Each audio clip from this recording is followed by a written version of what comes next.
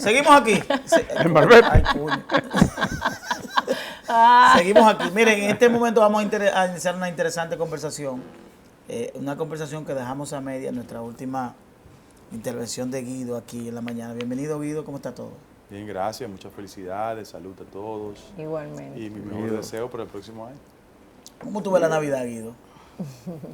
Tú sabes que regularmente nosotros, quizás por nuestra formación judio-cristiana de este lado del mundo, la gente utiliza la Navidad como un tiempo de concordia, reflexión y solidaridad. Ojalá los políticos entendamos eso, porque efectivamente hay muchas expectativas pendientes en el país para el próximo año y yo aprovecho esta oportunidad para que seamos mucho más consecuentes con el momentum navideño. En esa dirección es como una regla no escrita de que las actividades políticas cesen, que esperemos hasta post Día de Reyes para que el país vuelva a su dinámica normal. Para que la gente pueda respirar un poco. Dentro de la conversación que hemos querido tener, que te convocamos, está que dejamos pendiente la composición social dominicana. Y hay dos temas específicos que yo creo que abordemos, que es la composición social y el tema internacional, lo que está ocurriendo en Latinoamérica. Y el tema de la composición social dominicana me llega a mí de manera muy pertinente conforme a lo que está ocurriendo o ocurrió con el tema de la importación del azúcar, que es un tema que pudiéramos abordarlo. Eso se lleva un programa entero. Producto de que en un momento fue la principal actividad económica de República Dominicana y pudiéramos iniciar por ahí. Ok, cómo no. Mire, el modelo económico dominicano, desde Trujillo hasta el año 1994, se caracterizó fundamentalmente por el desarrollo de la industria azucarera. Inclusive, San Pedro de Macorís, que fue el motor de ese espacio de desarrollo, en el siglo pasado le llamaron la danza de los millones, porque tenía tanto impacto en la economía, que eso evidentemente se reflejaba en el pueblo. Yo solo lo doy como referencia. Trujillo resistió dos grandes huelgas cañeras en el país en la década de los 40, para que tú veas el poder que tenía la industria. Ajusticiado el tirano y frente al éxito político de Fidel Castro, los Estados Unidos establecieron un mecanismo que se llama cuotas preferenciales. ¿Qué significa eso? Que políticamente los países que no se alineaban con la propuesta revolucionaria de Fidel Castro iban a establecer cuotas de distribución azucarera, que ingresaban con privilegios al mercado norteamericano. Mira, cuando el doctor Peña Gómez y un grupo de personas estaban señalando el tema de la banda colorada, el presidente Nixon, una de las insinuaciones que hizo, y John Barlow Martin lo publica en su libro, era que si el tema de los derechos humanos se iba a respetar en el país, iban a cortar la cuota azucarera. La famosa frase de Balaguer diciendo que si Nixon le pedía, él renunciaba, era el reconocimiento de la importancia que tenía la industria azucarera. Ahora, ¿qué ha pasado? Que ese proceso llegó a un declive, porque las reformas del modelo económico se transformaron.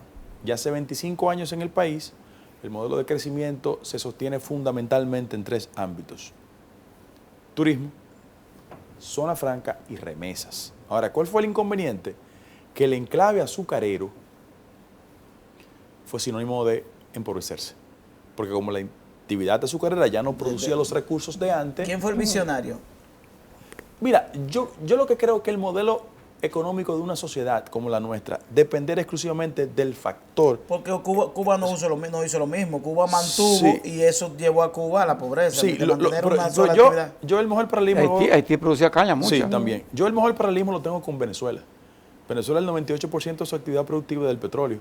Y como la economía dependió de ellos, cuando vino y se colapsó el tema de los precios internacionales, evidentemente se empobreció el país. Claro. Eso pasó con República Dominicana. Afortunadamente, las circunstancias pautaron un modelo que nos transformó. Ahora, repito, el enclave siempre se quedó siendo pobre. ¿Y qué pasó?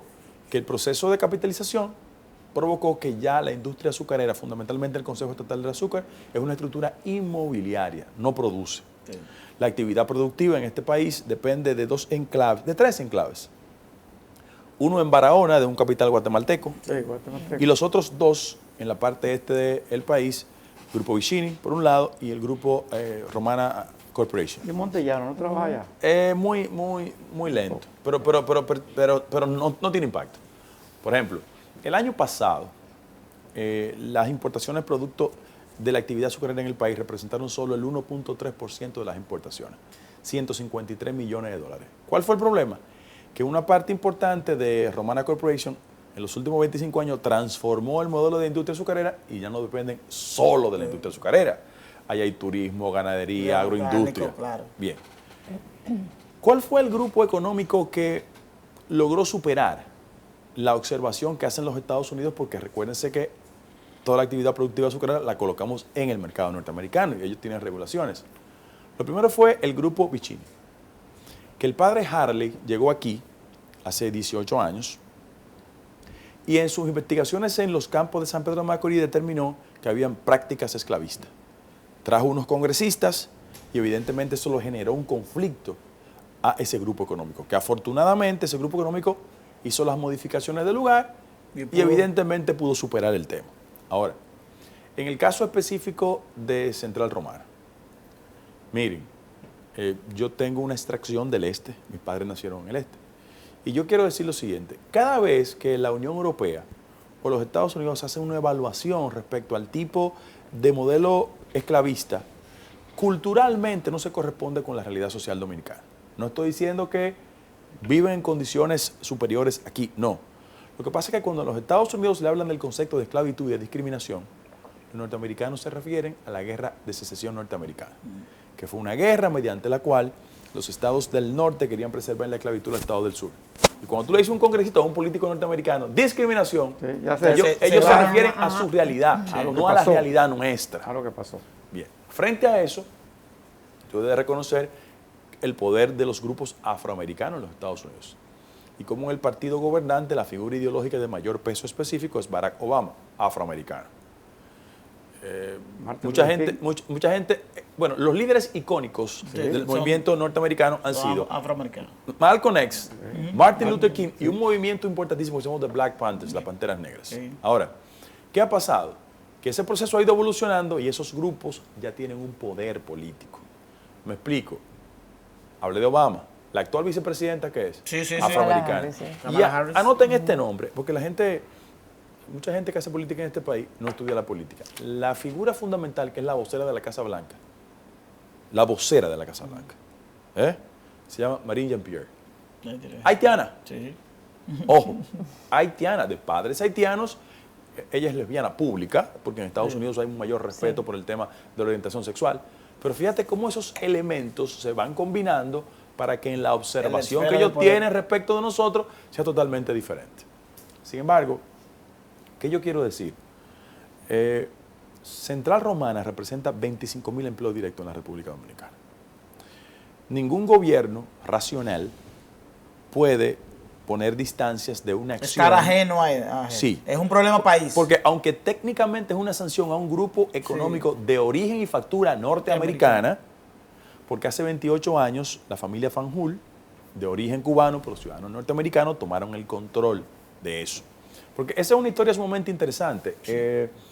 Charles Blurdon, una persona importante en los Estados Unidos, que no era norteamericano, llegó a Estados Unidos, comenzó a desarrollarse y el primer esfuerzo económico que hizo fue vincularse a la exportación de partes de automóviles. Pero llegó aquí a la República Dominicana y le compró a Puerto Rico Sugar Company en el año 1966 por 54 millones de dólares, lo que la gente conoce como Central Romana. Eso era puertorriqueño antes. Y hay que decir que muchas familias... De puertorriqueño era nacional. Sí, nacional. Sí. Entonces, esos puertorriqueños comenzaron a desarrollar la industria, Blurdon le compró ese dinero, pero yo lo refiero a ustedes que vayan a San Pedro de Macorís. Aquí hay mucha gente de origen puertorriqueño en La Romana, en San Pedro, porque ese flujo de migración llegó por allá. Claro, cuando Blurdon llegó, hizo una transformación de una entidad tan poderosa e importante como el tema de la industria azucarera. Posteriormente, ellos le venden a los Fanjul. Los Fanjul vienen de experiencia porque trabajaban en la industria en Cuba. Entonces, evidentemente es una familia que tiene una importancia económica y política. Y yo, que tengo la mala fe del político, quiero decir que hay aspectos, de la política local que no se ven, que podrían conducir a uno entender mejor por qué hay algún nivel de hostilidad respecto a muchas cosas en República Dominicana y hay que hacer un esfuerzo porque no nos dañen. Los Fanjul, evidentemente, por muchos años han estado cerca de lo que se llama en Estados Unidos la Fundación Cubano-Americana. La agenda de Obama fue restituir relaciones con Cuba, ¿verdad? Entonces, ellos sienten en el Partido Demócrata que esos grupos pro-cubanos todavía entran en contradicción con las reformas ideológicas que ha experimentado el Partido Demócrata. Y por eso tú ves Menéndez, que hizo un esfuerzo de decir, reconocer que en el Senado norteamericano hay una buena relación. Marcos Rubio, por ejemplo. Ellos representan el ala muy conservadora del partido. Bueno, Lincoln Díaz Balart, la gente se le olvida que la primera esposa de Fidel Castro era hermana de él. Hermana de Díaz Balart. Entonces, esas son de las situaciones que en términos de política exterior hay que saber. El gobierno dominicano ha caído en una trampa, en el buen sentido de la palabra. Porque yo creo que el gobierno dominicano, el canciller es una persona que conoce la materia. Sí. Pero el gobierno dominicano debió acompañar las políticas de deportación con un protocolo de observación, tanto de representantes de Estados Unidos como de la Unión Europea, porque son los centros de poder que toman decisiones respecto de Transparentar nosotros. el proceso. Claro, porque la gente, bueno, ¿tú sabes cuál ha sido el gobierno en los últimos 30 años en Estados Unidos que ha deportado más? Obama. Obama. ¿Pero qué hacía Obama? Hacía un protocolo que todo el mundo lo observaba. Y realmente no parece, o sea, a simple vista Exactamente. no parece, Después fue que se descubrió pero la es cifra. verdad. o sea, Exactamente, sí. pero la hacía, él cubría las formalidades. Entonces, en el caso de República Dominicana, yo por mi oficio regularmente voy a los enclaves azucareros, en algún momento. Vayan a Barahona, Batey 3, ustedes vean. Sí. Vayan a Consuelo, para que vean. Entonces, el nivel de pobreza ahí es innegable. Ahora, este es un llamado de alerta para que la industria azucarera fundamentalmente haga una reflexión y reconozca que ya no es posible. ¿Por qué? Porque en la ley norteamericana hay un proceso de impugnación a los encadenamientos productivos mediante lo cual el origen sea una práctica discriminatoria. ¿Qué dicen ellos? Si usted produce azúcar o lo que sea, la actividad productiva en su país no puede tener un encadenamiento discriminatorio porque no puede Porque no puede ingresar entrar. a territorio norteamericano. Hay que tener más cuidado con eso. ¿Y hasta qué punto la industria dominicana, la industria, el comercio dominicano está en manos extranjeras? Por ejemplo, estamos hablando de la industria azucarera, que está en manos extranjeras. Sí. El turismo. Sí. ¿Hasta qué punto el turismo es nacional, la actividad, pero el factor económico, hasta qué punto es extranjero? Bueno, mira, yo de arrancada... Zona franca. Sí, pero yo de arrancada, déjame decirte que yo soy una persona que promueve la inversión extranjera. Yo creo que un país como el nuestro tiene que estar siempre abierto a la inversión, porque la inversión genera empleos y eso desarrolla un país. Ahora, la República Dominicana tiene condiciones de favorabilidad para la inversión. Estabilidad política, paz social, porque si tú vas a cualquier país cercano al nuestro, como el de Venezuela, por ejemplo, tú sabes que la política de inversión no es favorable por la situación de carácter política que hay allá. El mismo Salvador, que ha experimentado un nivel de crecimiento fuera de discusión, en el caso de Nicaragua, la situación política genera algún nivel de preocupación Nadie- a la hora de no hay invertir, estabilidad. a la hora de invertir. Nadie invirtió un peso. Ahora, en el caso de nosotros, ya en materia de industria azucarera, el impacto de la inversión extranjera no es muy importante. Repito, ellos colocaron 153 millones de dólares el año pasado en el mercado norteamericano. Es el 1.3% de la inversión. Ahora, hay otras áreas, y yo voy a dar un dato aquí. Por ejemplo, yo favorezco que en el sector del turismo la inversión española siga siendo grande. Sí, que El lo mayor, es. el mayor capital Que es lo es. español y Sí, qué sí, bueno sí, que eso sí, pase. sí. Sin embargo, le quiero hacer una reflexión a mis amigos del gobierno, mis amigos y compañeros del partido. Cuidado. Qué cosa, ¿eh? Porque esto es una discusión civilizada que yo voy llevando. Y lo digo en este programa por primera vez. Hay que tener mayor cuidado con la inversión haitiana en el país. Ay, ay, ay. Siempre ay, no- sí. Miren por qué. Batalla. Miren por qué. Que hay una inversión importante Mira, aquí mi- haitiana. miren por Sí, qué. pero todavía no- Prejuicios bajo No, ningún concepto. no, Yo no, favorezco no, no. la inversión extranjera. No, no, Miren no. cuál es el problema. Ya Canadá y Estados Unidos han generado sanciones internacionales a capitales de origen haitiano acusados de financiar bandas criminales. Sí, sí. Y lo doy como dato. La mayor inversión en el sector de combustible en la República Dominicana Está es de un siendo haitiano. sí. Y ese haitiano, no tengo ningún prejuicio, ha sido sancionado por Europa y por Estados Unidos. Se llama el grupo Villot, Gilbert Sí, sí. Villot. Entonces, ¿qué pasa con eso? La proximidad con Haití genera una mayor supervisión. Y ha sido el actual presidente de la República, el actual gobierno, que mediante decisión en materia migratoria ha restringido el ingreso a la República Dominicana de un grupo de empresarios asociados a esa idea. Si el capital haitiano o de cualquier país viene sin problema, no hay inconveniente. Ahora hay que tener una mayor supervisión. ¿Por qué? Porque son inversiones en áreas estratégicas como el combustible. Claro. Hace 3 años, un capital de origen haitiano normal, ingresó a la República Dominicana y compró todas las Texacos. Y en el caso específico, por ejemplo, de Haití, la acusación internacional de que esos capitales financian bandas internacionales no crea un problema. En Haití hay un personaje que se llama Barbecue, Sí.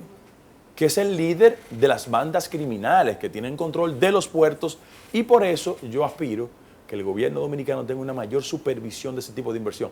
Que no digamos, las deportaciones, estoy de acuerdo, siempre y cuando se respeten los derechos humanos. Vamos a seguir con el tema de las deportaciones, pero también vamos a cuidar el tema de Las áreas algunas estratégicas. inversiones que hay que ponerle ojo. El miedo, Guido, es comprar terreno. Nosotros lo pusimos en la Constitución del 2010. Prohibir Sí, vender tierra sí, a ciudadanos extranjeros en la línea fronteriza. sí. Entonces, si los haitianos comienzan a comprar tierra aquí también, mala combustible, entonces eso es delicado.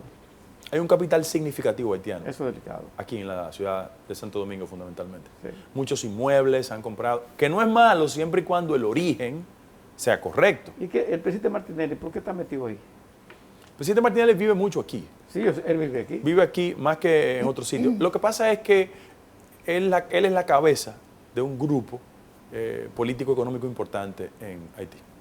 Guido, el tema internacional, Centroamérica, los conflictos... Perú, Centroamérica, Latinoamérica. Primero ver el origen y esa condición compleja que tiene Perú, de esa inestabilidad política, pero que no se económica. refleja, No económico. no se refleja en No le hace estabilidad caso a eso. social ni estabilidad Bueno, económica. Bueno, déjeme darle un dato. Perú es un país que en los últimos 15 años su estructura constitucional genera una perturbación en el comportamiento de los gobernantes. Han tenido 6 presidentes en los últimos 5 años, una cosa ilógica. Sí. ¿Por qué? Porque el poder que concentra en el Congreso se excede regularmente. Sin embargo, debo decir lo siguiente, ellos han logrado, y pónganle comillas, que los conflictos de carácter social y político no afecten vaya. el crecimiento de la economía. No van. Eso es un hecho singular. Ahora, déjame darte el dato. Nosotros en América Latina siempre vivimos apostando a los outsiders. Sí. Y en Perú, en un primer ciclo, hace más de 30 años, le salió bien. Fujimori, que también cerró el Congreso, le ganó a una opción política, un intelectual que se llama Mario Vargas Llosa. Sí. Cuando el partido fundamental de allá, que es el APRA, era el partido de Víctor Raúl Aya de la Torre, Alan García, sin lugar a dudas, Fujimori hizo un trayecto importante. Tuvo que asilarse después en la Embajada de Japón y hoy guarda Y prisión. todo el mundo sabe la historia. Guarda prisión. ¿Cuál es el problema? Que en Perú el fujimorismo tiene fuerza. Cada vez que van a elecciones hay que hacerle una combinación para que Keiko no poder- gane. Para poder Entonces, ganar. Una presa. ese grupo se resiente, tiene poder congresional e impugna. Pero ¿quién era Pedro Castillo? Pedro Castillo era la versión de un líder del magisterio sindical que llegó a la presidencia de la República bajo la tesis de que abajo los que gobiernan. Entonces la gente Es un fue- padre Rogelio, más o menos. bueno, Con una mochila llena de piedra y que cuande. no, él es una persona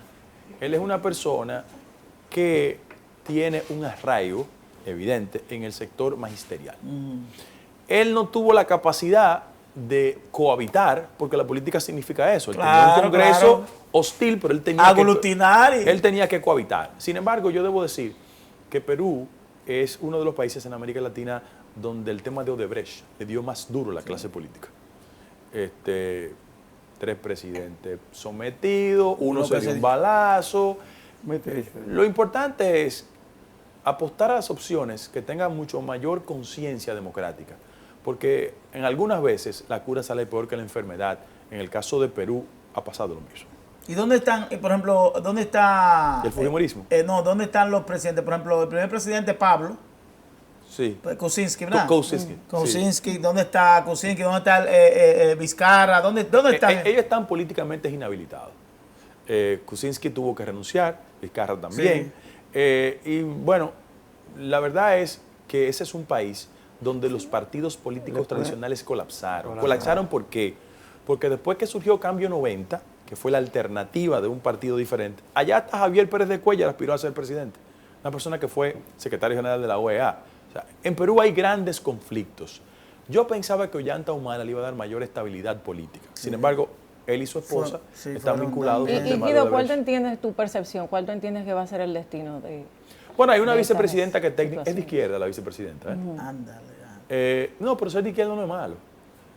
No, pero si viene con la misma... No, porque hay proyectos de izquierda que son exitosos. Yo te quiero decir que la Bachelet gobernó México, gobernó correctamente Chile. Y yo pienso que lo hizo bien. No, pero una sociedad diferente. Pepe Mujica es un presidente de izquierda y es un referente ético importantísimo. La gente es muy propensa a creer que la izquierda es Daniel Ortega. No, eso es un personaje decimonónico que está en el siglo XVIII. Pero hay una izquierda... O sea, en Estados Unidos Obama es un liberal de izquierda.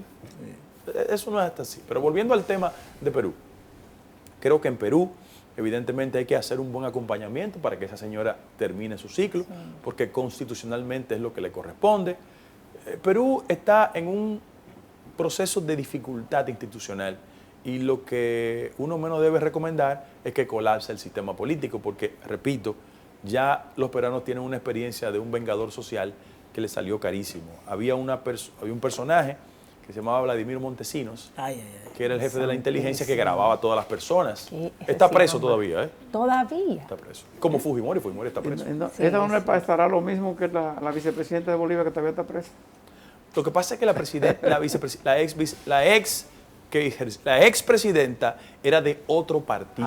Bueno. La actual era la combinación de Castillo. Sí, de Castillo. Ahí mismo rápidamente por el tiempo. De asunto de Argentina. No, yo pienso que la Kirchner 6 años. Está inhabilitada políticamente por el resto de sus días. Ella va a apelar el proceso, pero eso ya la sacó de carrera política. En Argentina hay una confrontación terrible entre el macrismo y el kirchnerismo. Y la situación inflacionaria ha afectado mucho la gestión del kirchnerismo. Sin embargo, ellos están obligados a presentar otro candidato. Nosotros vamos a una pausa porque yo quiero que me hable de los compañeros. Seguimos. ¿De qué nos vamos ya? No, lo que te voy a preguntar ahora. ¿Qué tú haces en Navidad? Porque a ti no te gusta regalar nada. Sí, yo lo hago. Lo hago con la discreción suficiente porque lo que hace la mano derecha no debe saberlo la izquierda. Y yo pienso que es de mal gusto. Tú das tu picoteo a la base. Yo distribuyo. Pica. Yo distribuyo. Tú no le comes solo ahí, ¿no? No. Pero también creo que es de mal gusto utilizar la pobreza de la gente para darle algo y enseñarlo. Eso no Pero me dijo un compañero de la gente tuya que tú vas para Estados Unidos a reunirte con un equipo. En diciembre tú vas con... No, voy a España. Primero. Primero Europa. España. ¿Tú sabes cuántos dominicanos votan en toda esa circunscripción? 500,000 de dominicanos. ¿Tú sabes cuántos dominicanos hay registrados con derecho a voto solo en Madrid? 72,000. ¿Eso define una elección? Yo digo que la diáspora va a definir las elecciones. Entre Estados Unidos y Europa hay 2 millones de electores. Es decir, la segunda provincia es entonces la diáspora. Claro. Entonces di que tú vas a hacer por ahí.